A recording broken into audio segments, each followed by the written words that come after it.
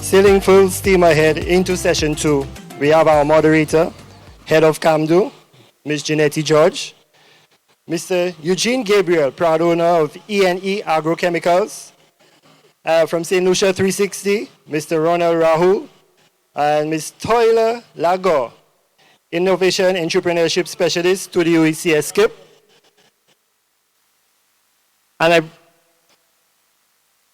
And take it full for it.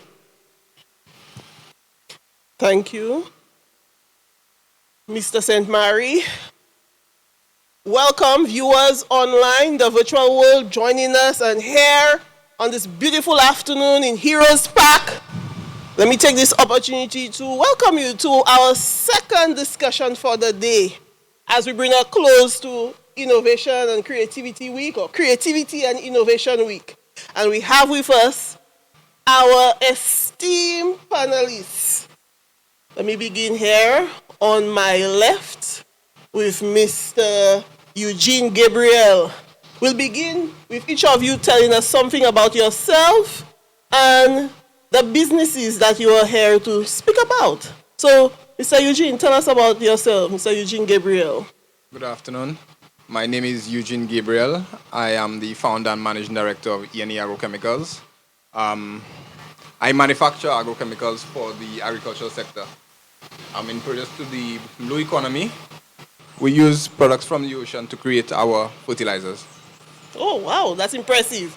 We're going to come back to you. Products from the ocean. All right. And here on my right, I have another gentleman. You know, today we are going against the norm. We have 50-50 females to males. That is so unusual. Usually we have more females than males. So, Mr. Ronald Rahul, tell us about you and your business.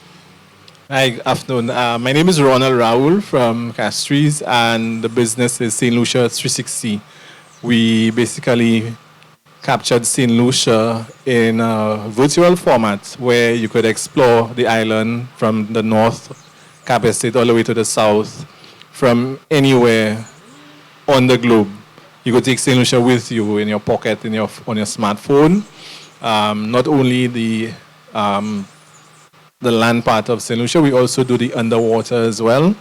So like the diving experiences, you could experience all of that from anywhere in the world. So you could export St. Lucia basically by forwarding like a WhatsApp link.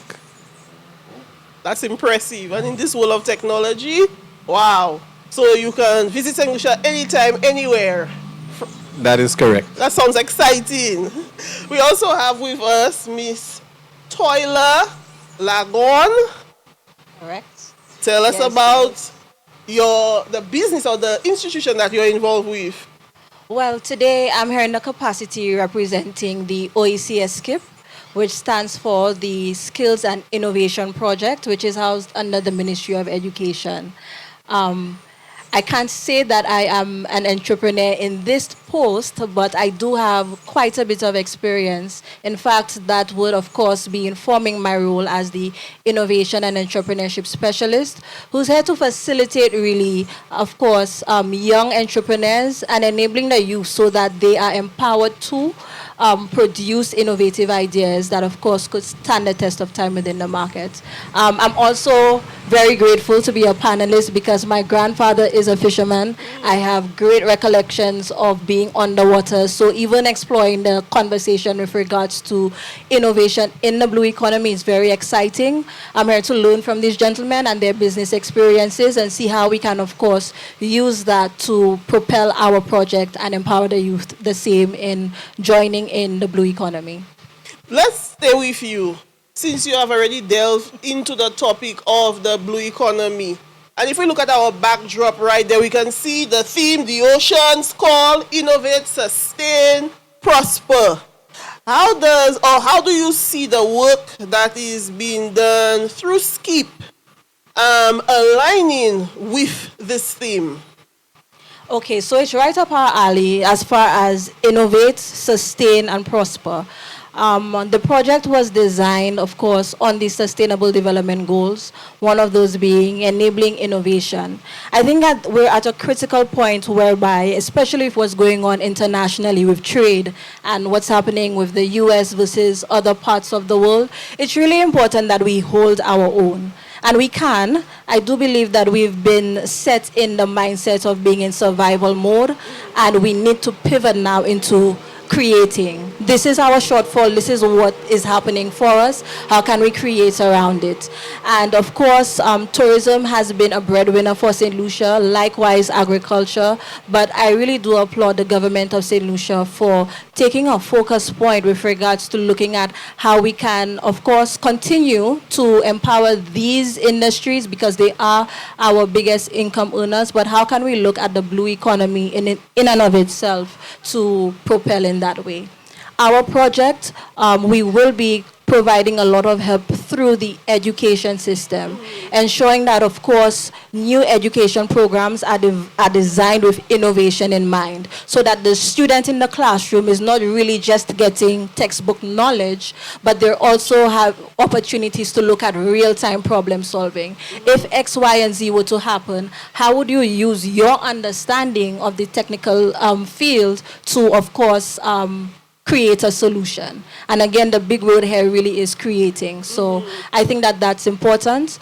One very important part of our project is that we will be rolling out a grants program, which will allow those very same youth to support in, of course, the business sector, starting up very early as to how they could have innovative services or innovative products that could really, again, propel the private sector, but in a sustainable way. The underpinning is the sustainability.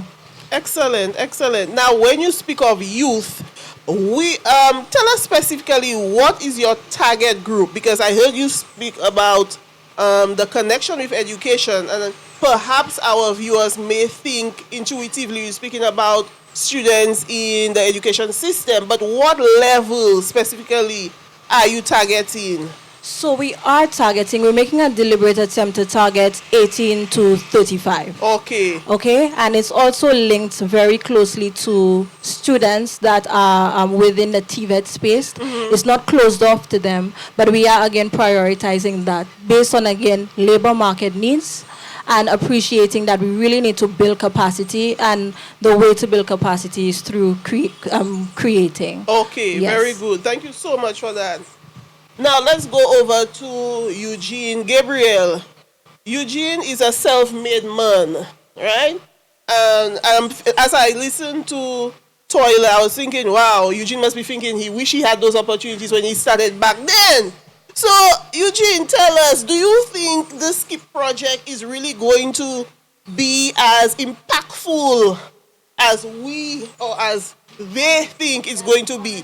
And tell us how you began your journey and how maybe some of the opportunities SKIP is providing, if you had it, would have maybe accelerated your success. Or if not, how else could you have attained the success? Okay, well, like she said, they focus on the youth. Innovation starts from we, the elders, putting into the mind of the youth that do not just be the consumer, but try to imagine yourself creating something that could actually help you in the long run. Everybody will call you crazy. Everybody. But they called Einstein crazy. Yeah? And look at where we are today. He's one of the greatest minds of the 20th century. So you're redefining the term crazy? Yeah. Okay, let's do that. Let's hear some more. You understand? So once you think outside that box and you tell yourself, okay, this might work. All you need to tell yourself, this might work. Not it will work, it might work. And that you take the leap of faith in not just your product that you want to develop, but in yourself. A project like that could easily help a young entrepreneur, a young innovator to get from point A to point B and to raise the collateral through grant funding, to get mentors to help them push their product or to do more research and development within that space that they are. Let's talk about products. You are the owner of an agrochemical company. Yes. And you said to us earlier on that most of your raw materials come from the ocean, comes from the marine environment. Yeah. Tell us about some of the products that you offer Okay, and so exactly what sources they come from. okay, so I use CMOS largely in as a binder. Yeah.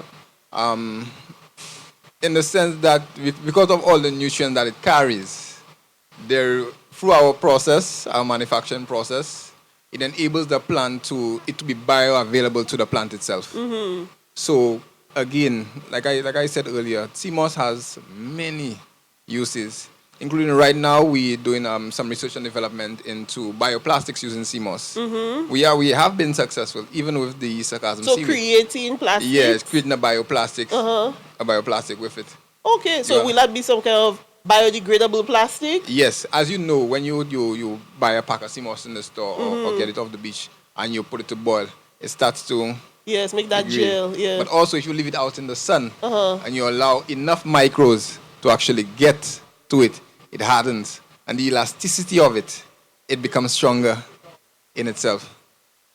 That's So, interesting. yeah, a lot of people don't recognize it because we only use it to consume Yes, as a drink. as a drink. Yes, we don't But think we don't see about past other that. applications. Yes. Exactly. So earlier, the first panel was talking about the fish pots, Yes. where they were speaking to JICA about making the panels for it. It is if my calculations are correct, the CMOS could be able to do just that. Well, you need to make a prototype, and we need to test this. It's not as easy as I make it sound. I can guarantee you that. A lot of sleepless nights, but it's worth a try. Yes, of course. It's worth a try. And Of again, course. like I say, all you need to do is put that idea into a student's mind to do that.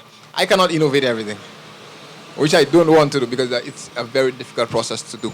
But you know, it's very impressive to hear from you mentioning research and development. Research and development. You stated that term several times. Based on my casual observation, I've not carried out a study, but it seems to me that for us in the region, we are not heavily involved or heavily focused, or research and development is not a priority. Can you just share with us the benefits of engaging in research and development? Okay, I'll give you that from my standpoint Yes. as an agriculturist. If you purchase a product from overseas, yeah, you go to the store, you purchase the product, all you do is use it. You decide, okay, you planting peppers or whatever you planting, it gives you the result. But how do you know it isn't the microbial in the soil and it's the product giving you those results without doing that research and development?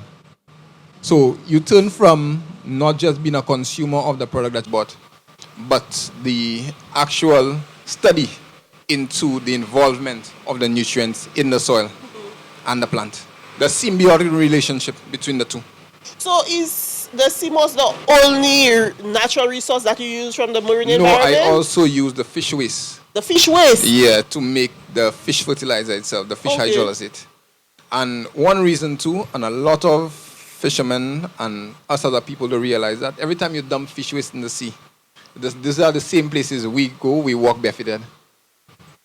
The amount of bacteria and diseases that form right there On the seashore? on the seashore, where we Coastal actually line. clean the fish Right. right there. Yes. And then we contact that, and we wonder how our skin have issues. It's coming from that exact So same thing. what are you proposing? What should be the better practice? Well, again, the better practice is composting. Uh-huh. Composting the fish waste, or again, like myself, I create a fertilizer from it. Right. So how can these fishermen now reach out to you?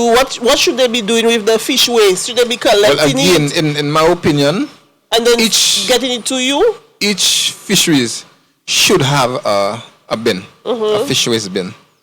You understand? So at the end of the day, when fishermen clean their space, the waste goes into that. Okay. I mean, I already have my my ways of getting the fish waste. Yes, or you already have your because I your have fishermen that mechanisms. I work with. So you don't want any more? No, there's space for growth in the sector. You Yes. understand? There are certain things that we could do with the fish waste still. We just have to innovate. Yes. Because what I do, I break down the raw material into a liquid, Yes. but I still compost the solid material that Yes, is left. that's right. Yes. I do not want to go into composting full time. Okay, so again, the ideas. It comes from that too.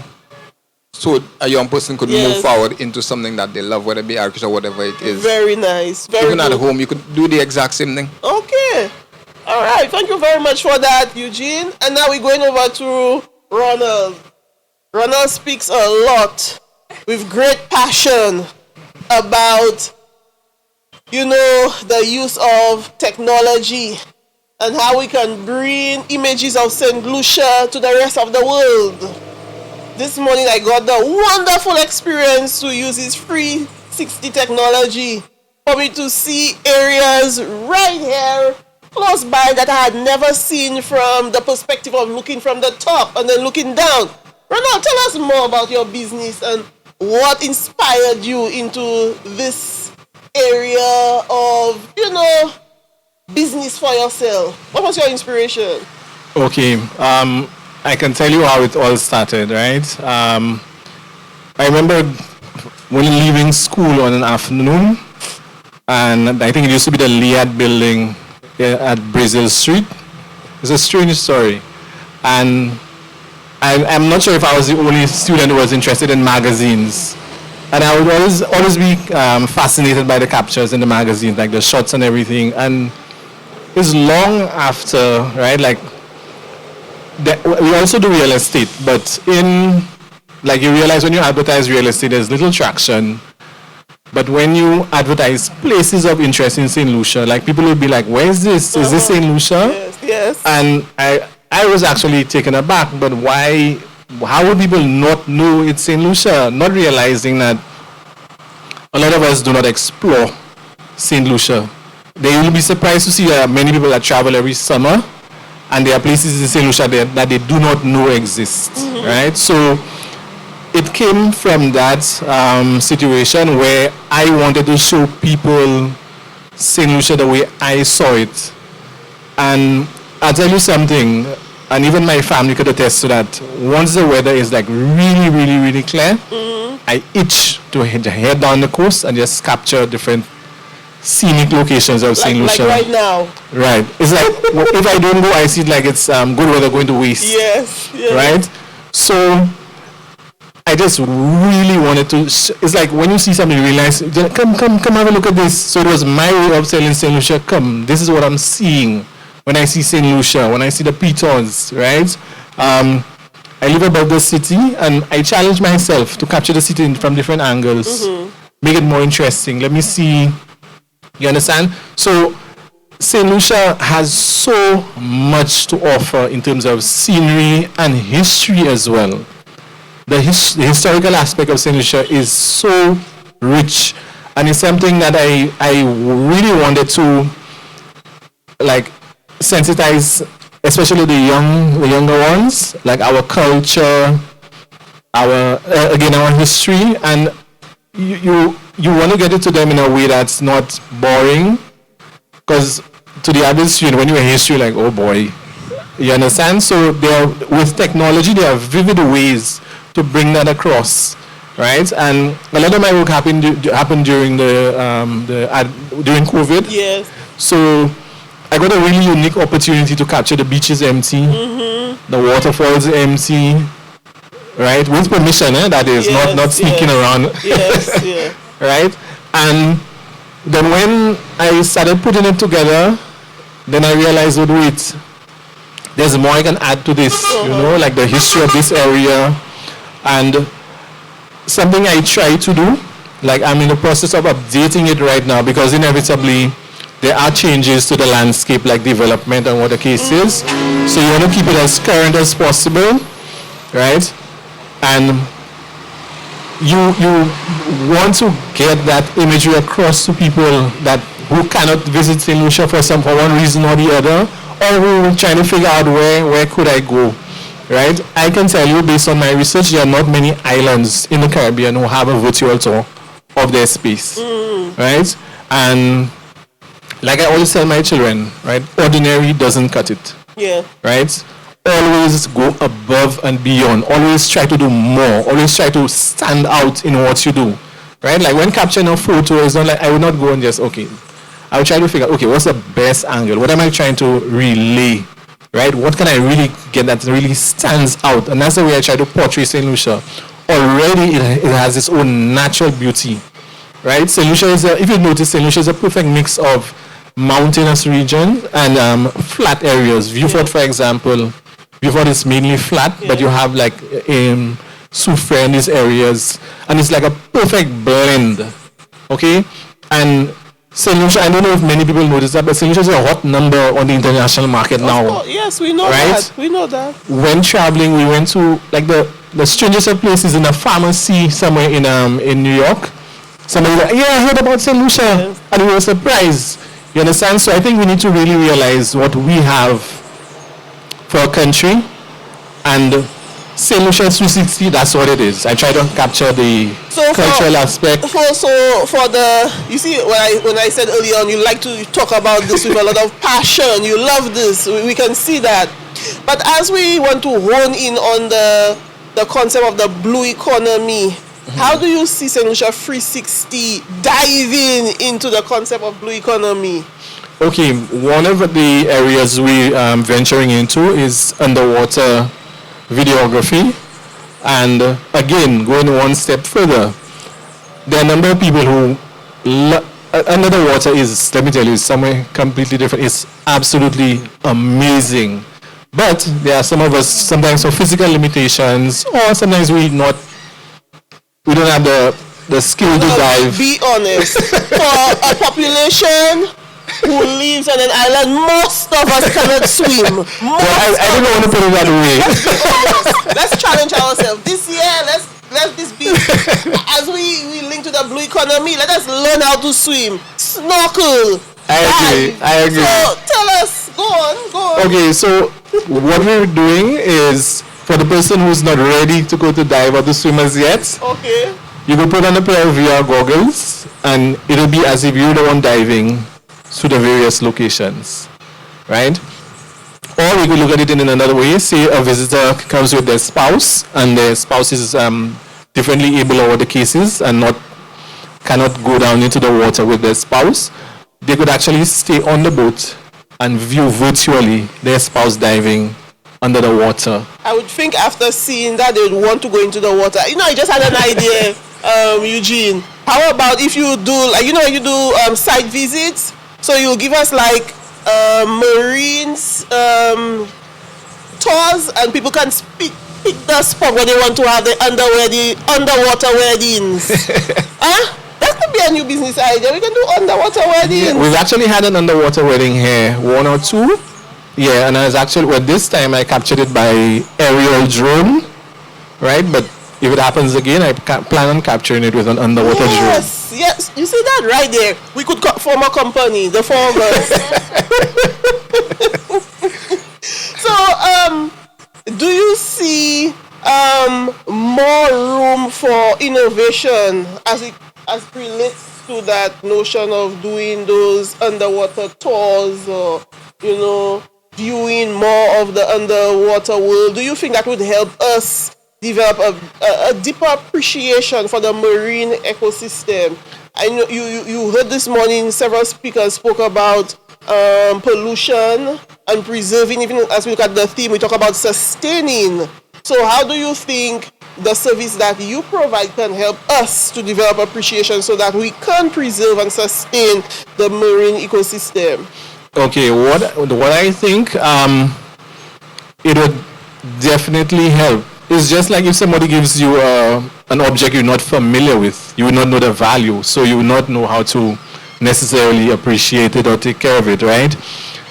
When you find out that thing is worth, let's just say $1 million or whatever, your whole perception changes, your attitude towards it changes.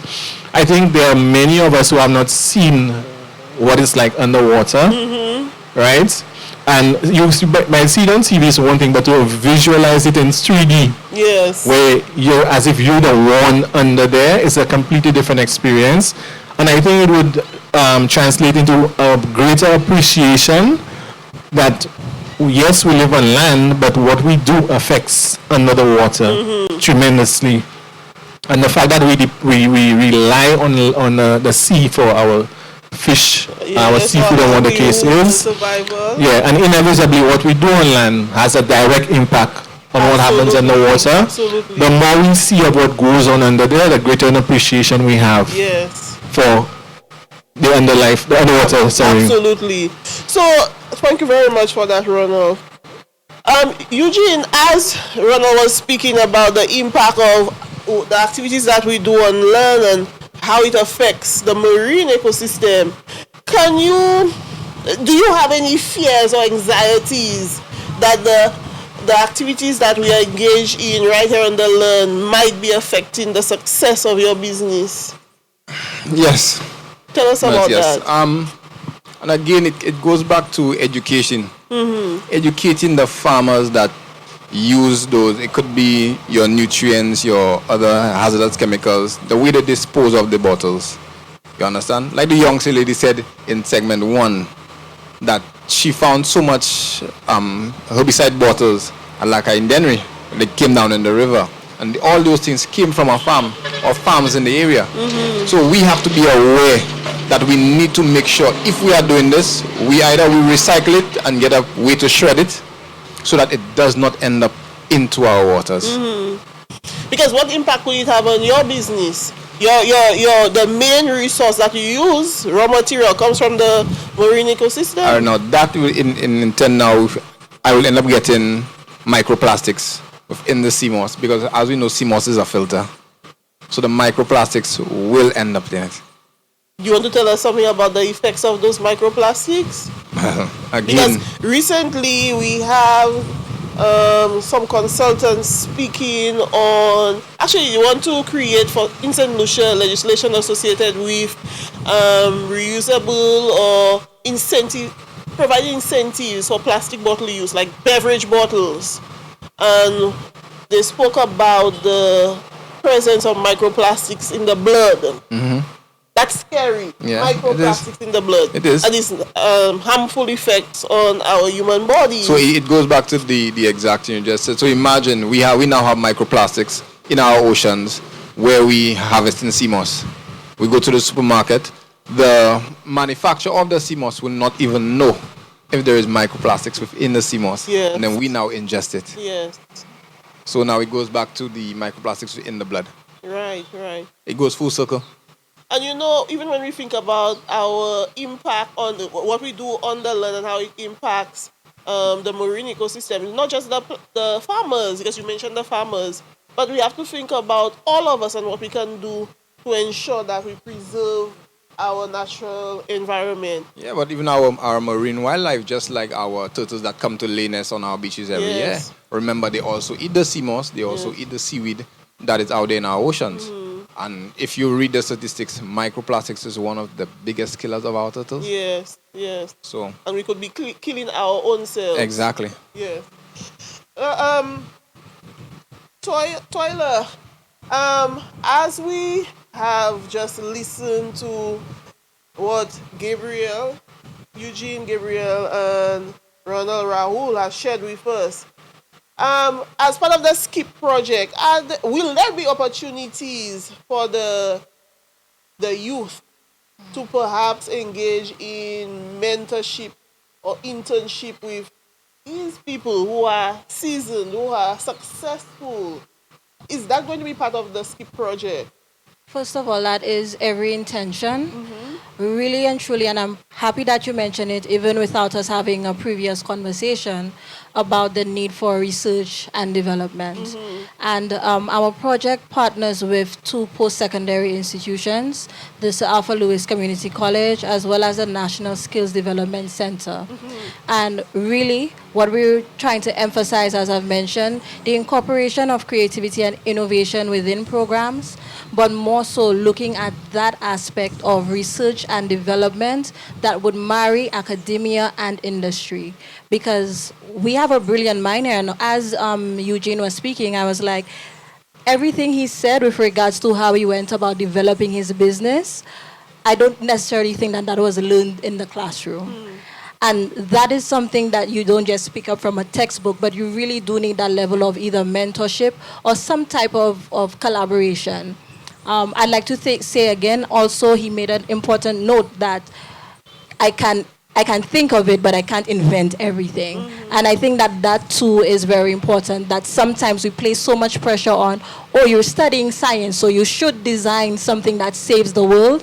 And it's not necessarily the case, because you do find a lot of students who do get into the business programs are actually more inclined to think solution oriented or solution based within that space. So our project would allow for, again, for there to be a crossover, sorry, I should say, with regards to different fields and different departments, the blue economy and agriculture, or the blue economy and tourism, based on the photography and creativity mentioned here.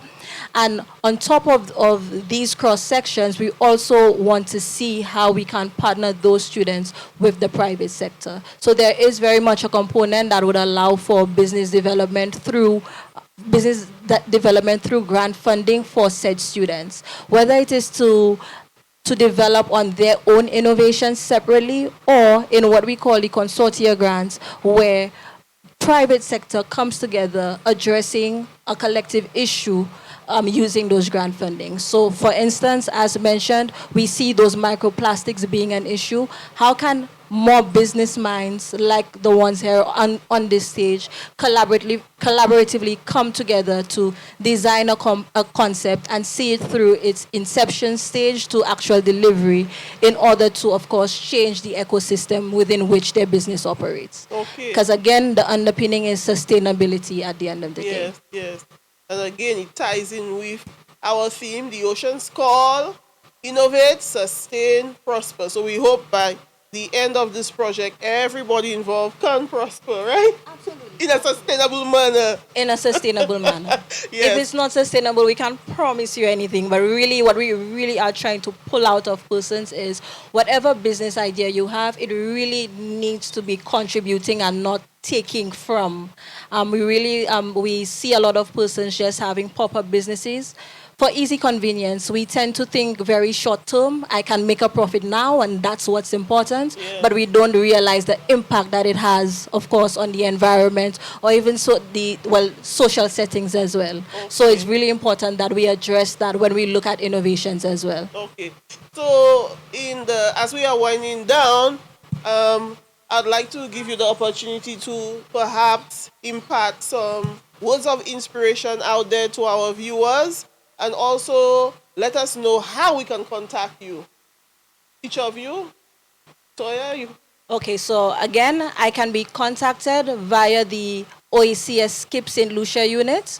My desk number is 722-88880. So it's 728-8880. Okay, and any inspirational words you want to leave with us? Again, the inspiration is, I get by through everything saying that crisis builds character. This is a slight twist with regards to the original saying, but it's important to note that how St. Lucia came out after COVID is a testament to what can be created when you're being put in a pressure point. There are other international things that are ongoing that we know will impact us in one way or another. This is the time to think outside of the box, to create, to be innovative. What was said earlier by Dr. Fletcher is very important. We do not always have to be on the consuming end of innovation. Somebody doesn't have to tell us what to do in order for us to thrive. So let us be the ones to create. Do not be scared off, again, by whatever your circumstances are. Use it to pivot and to create, as opposed to just operate in survival mode. Thank you very much, Toya Lagon, for those words. Over to you, Ronald, Raul. Okay. You can reach out to us. Our social media handles, St. Lucia 360, very easy. Our website, stlucia360.com, SAINT. It's actually a free website. Anybody could access it from their mobile phone or any mobile device or your computer. My advice, there's greatness in each and every one of us. And I think the past few months, or years, I should say, like the accomplishments we see, even on the international scene, I think we should use that as motivation to see what really lies within us, right? Again, whatever you're doing, scratch out the word ordinary, right? Go above and beyond in whatever you're doing, right? Try to stand out for good, that is, eh? right? And the other thing is our businesses almost always complement each other. Let's see how we could cooperate, you understand? Team up to reach further together. Synergy. That's correct. Thank you very much, Ronald. And over to you, Eugene Gabriel. Our Instagram handle is ENE Agrochemicals, same as for our Facebook. You can reach us at 461-1000. As per inspiration for the youth out there that actually want to get into agriculture or the blue economy, never give up. Innovate. The world is our oyster. And right now, technology has given up the opportunity to create anything that we want. Easier than when I did it. Much easier. That's so true. All the resources available, especially through Skip. Yep. Okay, well, we've come to the end of our panel discussion. So I want to thank our panelists again for being here and sharing with us their experiences and their inspiration. And as we continue, because we still have some hours left today, we'll continue to celebrate World Creativity and Innovation Week. I want to say a very special thank you to all of our viewers.